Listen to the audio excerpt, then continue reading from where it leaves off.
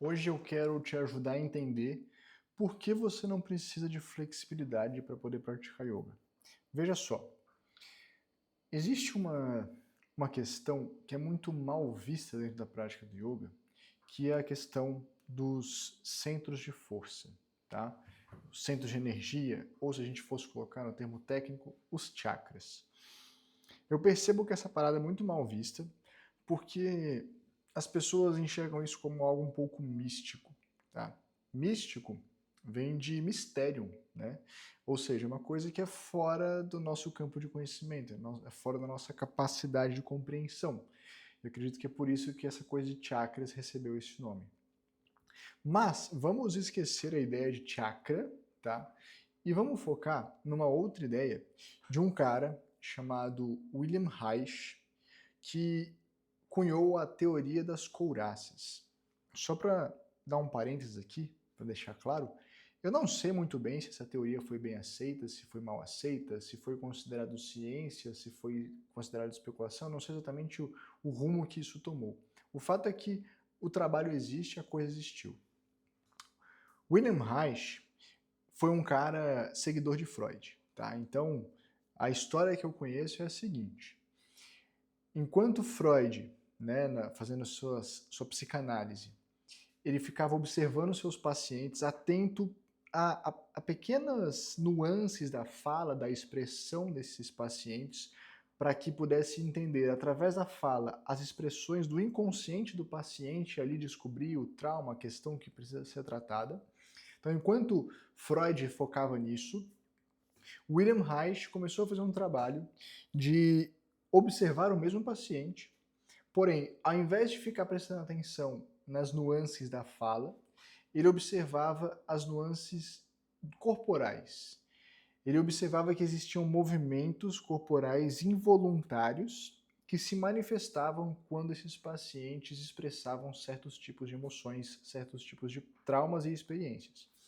Então, a partir dessa observação, a partir dessa percepção, ele foi cunhando essa teoria das couraças, que basicamente diz o seguinte: quando você tem uma experiência traumática, quando você tem uma experiência difícil, complicada, etc., o seu corpo, de forma inconsciente, de forma automática, ele reage àquela experiência encouraçando você. Esse encouraçar quer dizer o acúmulo de uma tensão excessiva, de uma tensão muito grande, e essa tensão impede você de se movimentar livremente. É como se você estivesse usando uma roupa apertada, tá? Existem várias couraças. Existe couraça ocular, torácica, pélvica, abdominal. Acho que, se eu não me engano, são 7. Mas enfim, não vem ao caso a gente saber cada uma delas. Porque eu quero que você entenda que existiu um trabalho, pelo menos próximo de científico, não sei se foi de fato científico, mas próximo de científico, que observou isso, o encouraçamento do nosso corpo em virtude de experiências mentais e traumas que nós vivenciamos. E o que acontece? Imagina o seguinte, vamos tentar dar um exemplo aqui que eu vou inventar na minha cabeça, tá? Imagina que você é uma pessoa que teve uma experiência lá na sua infância, na sua adolescência, que você passou uma vergonha muito grande de falar em público, você se expôs para uma grande plateia, você passou uma vergonha, aquilo te traumatizou de alguma forma. É natural que, ao viver essa experiência, você queira se esconder, né? Tipo, nossa, você ficou constrangido, você ficou envergonhado, e ao querer se esconder, você meio que se recolhe entre os ombros, certo? E aí, de repente, você tem isso daqui, e aí você passa a ser uma pessoa acanhada, você passa a ter os ombros erguidos para esconder o pescoço, você passa a ter os ombros projetados para frente, para você parecer menor, para você parecer pequeno, para você não se expor demais, porque você tem vergonha de poder se constranger. E por aí vai. Claro, não é qualquer tipo de experiência que geraria essa couraça, tá? Você está falando de coisas realmente relevantes para cada uma das pessoas. Mas seria mais ou menos isso. Imagina se você é uma pessoa que tem uma experiência traumática de intimidar-se, né, de ficar tímida, de ficar acanhada, e o seu corpo é todo ereto, peito aberto. Imagina você andando pela rua assim, com a postura receptiva, aberta, altiva, e aí as pessoas, naturalmente, você olha mais nos olhos das pessoas, elas vão querer te cumprimentar, elas vão querer falar com você, porque você parece receptivo. Agora imagina essa postura para uma pessoa que é tímida, para uma pessoa que não quer contato visual, para uma pessoa que não quer conversar com os outros na rua, uma pessoa que teve uma experiência de querer se recolher. Percebe como que essa ideia da couraça é como se fosse o corpo se acompanhando o que a mente vivenciou? Peraí, você quer se esconder? Tudo bem, eu te ajudo. E aí o corpo vai lá e reage de tal forma.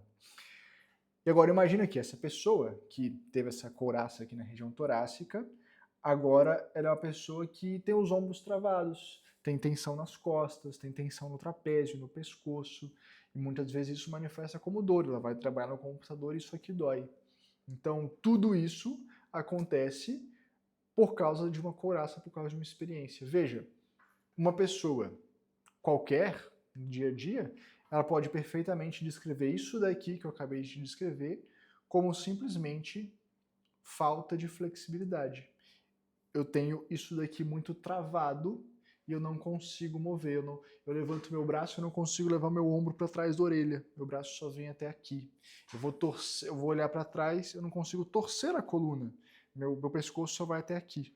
Tudo isso a pessoa pode encarar como se ela não tivesse flexibilidade, como se ela fosse tensa. Mas no final das contas, o que de fato acontece é que ela está encouraçada. E por que eu dei toda essa explicação e toda essa volta? Eu peguei um modelo, chamado de modelo de couraças de William Reich, para te mostrar que o seu corpo se tensiona em detrimento das experiências que você tem, das experiências emocionais vividas. E aí, imagine que você tem essa tensão, você tem essa trava, e você não quer praticar yoga por isso, porque você não tem flexibilidade para praticar yoga. Quando eu falo de praticar yoga, eu estou pensando em você fazer um processo de autoconhecimento profundo. É isso que eu entendo por você praticar yoga com profundidade. Não é fazer ginástica, mas é praticar com essa ideia do autoconhecimento. E imagina que você não vai praticar por isso. Sendo que, se você começasse a praticar, se você começasse a treinar essa flexibilidade torácica, começasse a abrir esse peito, começasse a treinar movimentos de lateroflexão, de torção da coluna, de expansão do tórax, começasse a desenvolver consciência corporal, é muito possível, tá, que através da prática do yoga, você começasse a tirar essas tensões acumuladas aqui no tórax, e um dia, pode ser no meio da sua prática de yoga, poderia ser durante o trabalho, poderia ser durante um sonho, mas um dia, ao mexer aqui na couraça, seria muito viável, muito possível, que você tivesse uma intuição, um insight, uma ideia, e você descobrisse a experiência que você teve no seu passado, que estava adormecida no seu inconsciente e que gerou em você essa couraça. E ao descobrir isso, você meio que destravaria não só o seu corpo, mas destravaria a sua mente, destravaria o seu psiquismo. Epa, peraí, eu não preciso ter medo de falar em público, eu posso fazer isso. Acabei de lembrar que quando eu era criança eu falei, fiquei frustrado e fiquei com vergonha, eu nunca mais quis falar em público. De repente você descobre isso, tá? De repente. Não é de repente, não é do nada. Mas é fruto de um processo de autoconhecimento que o yoga promove, tá? Não estou dizendo para você praticar yoga para tratar os seus traumas, mas o que acontece é que todos nós temos algum trauma na vida, entende? Todos nós tivemos experiências que nos marcaram profundamente. E aí, de repente, você vai lá praticar yoga e, naturalmente, pelo processo do autoconhecimento, pela natureza das técnicas, pelo acesso que você tem a inconsciente, pelo trabalho de descontração, de relaxamento, de respiração, naturalmente acontece essa descoberta de experiências que estavam adormecidas no seu inconsciente, tá bom? Não digo para você praticar por causa disso, mas saiba que é perfeitamente viável que isso venha a acontecer. Entendido isso, eu falei tudo isso para você tentar entender o seguinte. A gente fala que a gente não quer praticar yoga porque a gente não tem flexibilidade. Mas perceba que a sua rigidez, ela não é somente física. A sua rigidez, ela também é mental, ela também é emocional. Essa rigidez, ela é de comportamento. Se você é uma pessoa assim tão tensa, tão travada, eu tenho certeza que você fica muito estressado quando um compromisso é desmarcado em cima da hora. Eu tenho certeza que você tem muito apego à sua rotina, a fazer as coisas todas certinhas no horário que você gosta de fazer todos os dias. E se qualquer coisa sai do lugar, você fica completamente desestabilizado. Tenho certeza que se você é essa pessoa tensa, você é uma pessoa que tem muita dificuldade de lidar com imprevistos, de lidar com coisas que você não estava preparado. Isso te deixa muito angustiado, muito estressado, muito ansioso. Você tem dificuldade de, sei lá, de novo vou falar de falar em público, né? Mas imagina que você está numa reunião, você está com uma ideia boa que você só comentou ali com o chefe e de repente ele vira para você: André, conta aí o que você me falou. Você é a pessoa que congela, que trava, que sua frio, ou você conseguiria simplesmente ir lá e falar, mesmo não estando preparado, mesmo não sabendo que isso ia acontecer? Tudo isso é flexibilidade. Flexibilidade de mente, de comportamento, que se reflete no seu corpo. E vice-versa. Quando você trabalha a flexibilidade do seu corpo, você influencia na sua flexibilidade de comportamento, na sua habilidade comportamental, no seu jogo de cintura para conseguir lidar com essas coisas imprevisíveis do dia a dia.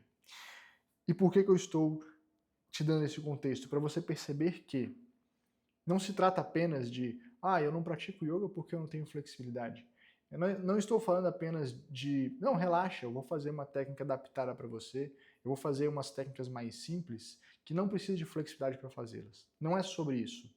É sobre você não é apenas fisicamente rígido, você é comportamentalmente rígido. E ao trabalhar isto, você vai essa rigidez física, você vai conseguir mudar a sua rigidez comportamental também.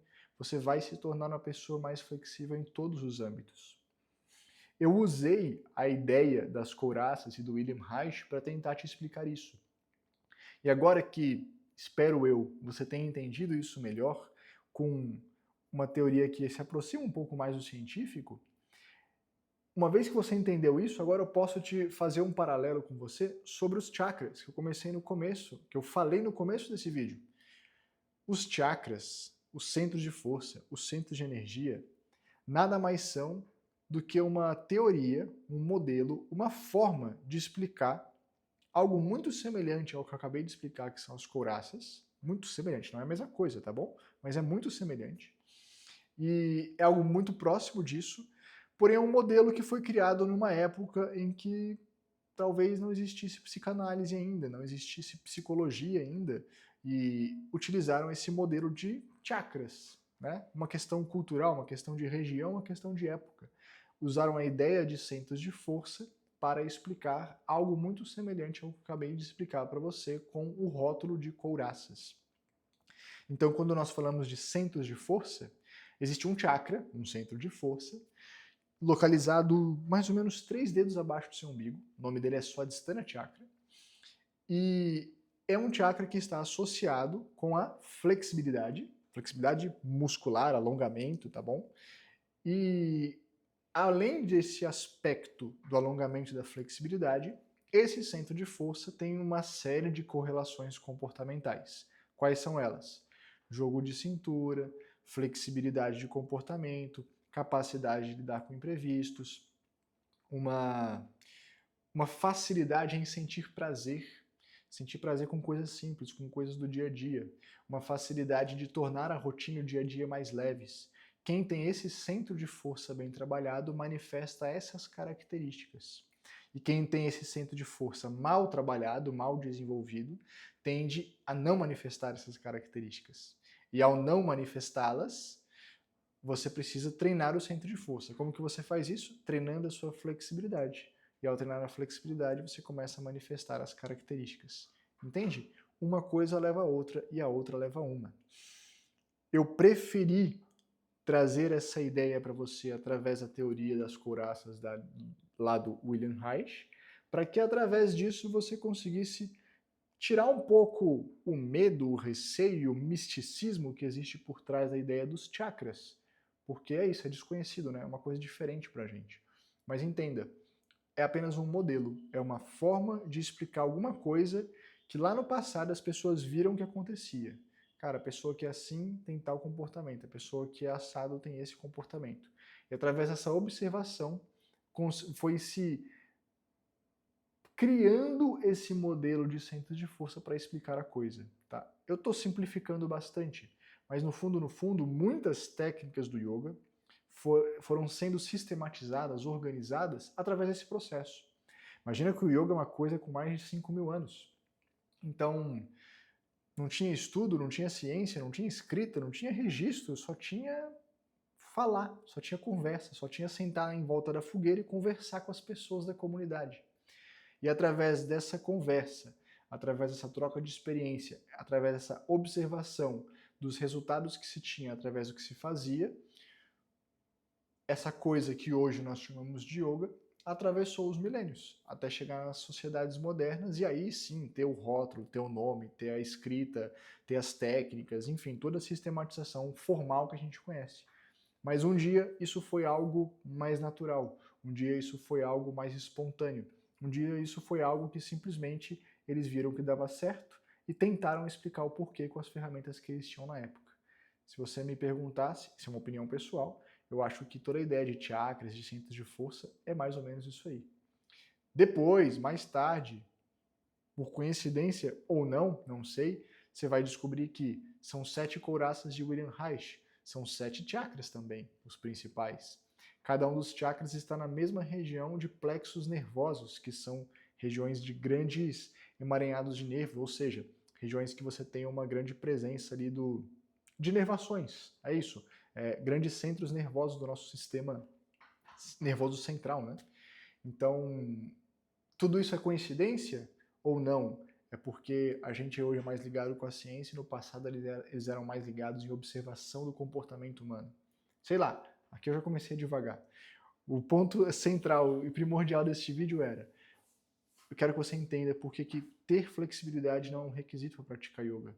Simplesmente porque flexibilidade não é um aspecto somente físico, é um aspecto comportamental e, da mesma forma que um corpo rígido demonstra um comportamento rígido, e provavelmente o seu corpo se enrijeceu por causa das experiências que você teve, hoje, se você se dispor a trabalhar a inflexibilidade do seu corpo, você irá trabalhar também a inflexibilidade do seu comportamento.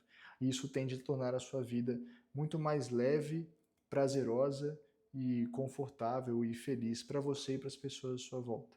Então, se você quiser praticar yoga com essa proposta de profundidade, de dedicação e de transformação profunda, conheça o Projeto Sattva, que estará aqui no link na descrição desse vídeo. A gente se vê numa próxima. Um grande abraço e até lá.